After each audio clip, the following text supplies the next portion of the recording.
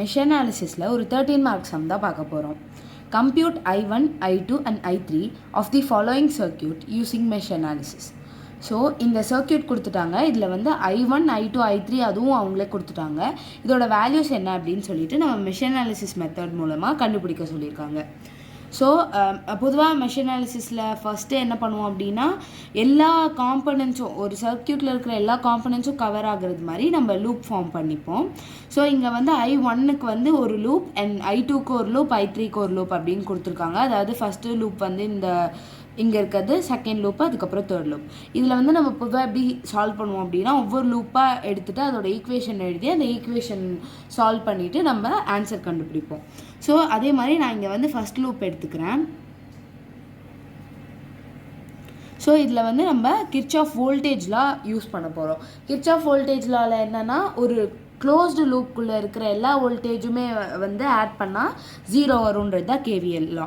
So வந்து அதனால் நம்ம அந்த லாவை இங்கே அப்ளை பண்ண போகிறோம். நம்மளுக்கு தெரியும் V = IR அப்படின்னு சொல்லிட்டு.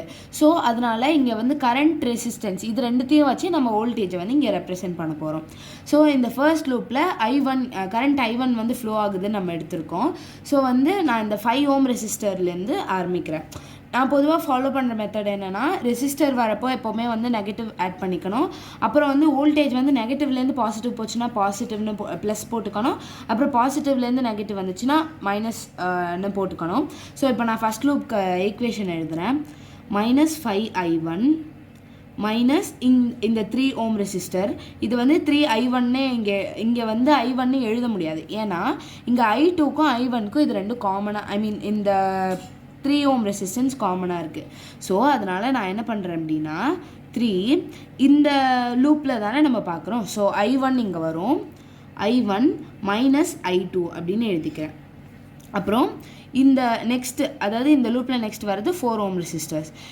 இந்த 4 ஓம் ரெசிஸ்டருக்கும் வந்து இந்த I3யும் I1ம் வந்து காமனாக இருக்குது. அதனால் நான் -I1 -I3 அப்படின்னு எழுதிக்கிறேன். அதுக்கப்புறம் இங்கே பார்த்தீங்கன்னா, நான் ஏற்கனவே சொன்ன மாதிரி இங்கே நெகட்டிவ்லேருந்து ப்ளஸ்க்கு போகுது இந்த பேட்ரி. ஸோ நெகட்டிவ்லேருந்து ப்ளஸ் போடுறதுனால நான் +50 அப்படின்னு போட்டுக்கிறேன், = 0. ஏன்னா இது வந்து ஒரு வோல்டேஜ், அதாவது ரெசிஸ்டர் × கரண்ட் = வோல்டேஜ். இந்த மாதிரி இந்த லூப்புக்குள்ளே இருக்கிற எல்லா வோல்டேஜும் நம்ம ஆட் பண்ணால் நம்மளுக்கு 0 கிடைக்கும்ன்றது தான் கேவிஎல் லா. ஸோ இதே மாதிரி நம்ம மீதி ரெண்டுத்துக்கும் எழுதலாம். ஸோ நான் இந்த 2 ஓம் ரெசிஸ்டர்லேருந்து ஆரம்பிக்கிறேன். -2I2 -6I2. அப்புறம் இந்த இடத்துல பார்த்தீங்கன்னா பாசிட்டிவ்லேருந்து நெகட்டிவ் போகுது. ஸோ அதனால் நான் -20ன்னு எடுத்துக்கிறேன்.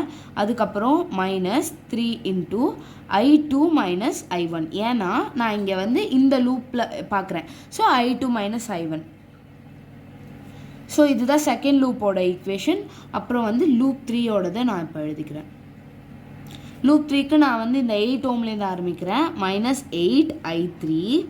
இந்த கரண்ட் டைரக்ஷன் போட்டிருக்கலாம், அந்த டைரக்ஷன் வழியாக தான் நம்ம வந்து எப்போவுமே ட்ராவல்ஸ் பண்ணணும். இப்போ வந்து சில கொஷனில் வந்து கொடுக்க மாட்டாங்க. அப்போ வந்து நம்மளே வந்து ரேண்டமாக போட்டுக்கலாம். எப்படி போட்டாலும் நம்மளுக்கு ஆன்சர் வந்து கரெக்டாக தான் வரும். சைன் மேபி சேஞ்ச் ஆகிறதுக்கு சான்ஸ் இருக்குது. ஸோ இங்கே -8I3 அப்புறம் -4 × I3 - I1 அப்படின்னு எழுத போகிறேன். I3 - I1. அப்புறம் இங்கே வந்து நெகட்டிவ்லேருந்து பாசிட்டிவ் போகுது. ஸோ +20, அவ்வளோதான். இங்கே வேறு எதுவுமே இல்லை இந்த லூப்பில், = 0. இப்போது 3 லூப்புக்குமே நம்ம ஈக்குவேஷன் கண்டுபிடிச்சாச்சு. இப்போ இது சால்வ் பண்ணி நம்மளுக்கு வந்து பொதுவாக இது ஈக்குவேஷன் சால்வ் பண்ணுறப்போ எத்தனை வேரியபிள் இருக்கோ அத்தனை ஈக்குவேஷன் இருந்துச்சுன்னா நம்மளால் சால்வ் பண்ண முடியும். அதே மாதிரி இங்கே வந்து I1, I2, I3 கண்டுபிடிக்கணும். அதுக்கேற்ற மாதிரி 3 ஈக்குவேஷன் இருக்குது. ஸோ இந்த 3 ஈக்குவேஷனை வச்சு எப்படி சால்வ் பண்ணுறதுன்னு நான் சொல்கிறேன். ஸோ நான் இப்போ இந்த ஈக்குவேஷன்ஸ்லாம் சால்வ் பண்ணி வச்சுருக்கேன். இந்த ப்ராக்கெட்குள்ளே இந்த 3 மல்டிப்ளை பண்ணிவிட்டு I1 சேம் டேர்ம்ஸாக இருக்கிறதெல்லாம் வந்து ஆட் பண்ணி சப்ராக்ட் பண்ணி ஃபைனலி நான் வந்து சிம்பிளிஃபை பண்ணி இப்படி கொண்டு வந்திருக்கேன். ஸோ இந்த 3 ஈக்குவேஷனை வந்து சால்வ் பண்ணால் நம்மளுக்கு I1, I2, I3யோட வேல்யூ கிடச்சிரும். இந்த 3 ஈக்குவேஷனையும் நான் கேல்குலேட்டரில் போட்டு சால்வ் பண்ணியிருக்கேன். அது எப்படி சால்வ் பண்ணணுன்ட்டு நான் வந்து தனி வீடியோவாக போடுறேன். இப்போ வந்து நான் அந்த சால்வ் பண்ண ஆன்சர்ஸ் என்ன அப்படின்னு சொல்லிட்டு கேல்குலேட்டரில் பார்த்து போடுறேன். இப்போது நம்மளுக்கு வந்து I1 I2 I3யோட வேல்யூ கிடச்சிருச்சு. எனக்கு வந்து -5.2 ஆம்பியர், 0.4 ஆம்பியர், -3.4 ஆம்பியர் அப்படின்னு சொல்லிட்டு I1 I2 I3யோட வேல்யூ கிடச்சிருக்கு. இதில் வந்து நம்ம இந்த டைரக்ஷன் வேறையாக எடுத்தால் இந்த சைன் வேறையாக மாறத்துக்கு சான்சஸ் இருக்குது. ஆனால் வந்து லைக் நம்மளுக்கு வந்து அந்த மேக்னிடியூட் தான் முக்கியம். இப்போ உங்களுக்கு வந்து வேறு ஆன்சர் வருது அப்படின்னா ஒன்று இது அதாவது இதை ஏதோ மல்டிப்ளை பண்ணோம் அப்படின்னா அது சேம் ஆன்சராக வரது மாதிரி தான் வரும். ஸோ அதனால் எந்த பிரச்சனையும் இல்லை நெகட்டிவ் சைன் இருக்கிறதுனால. ஸோ இதுதான் I1 I2 and I3யோட value. Thank you.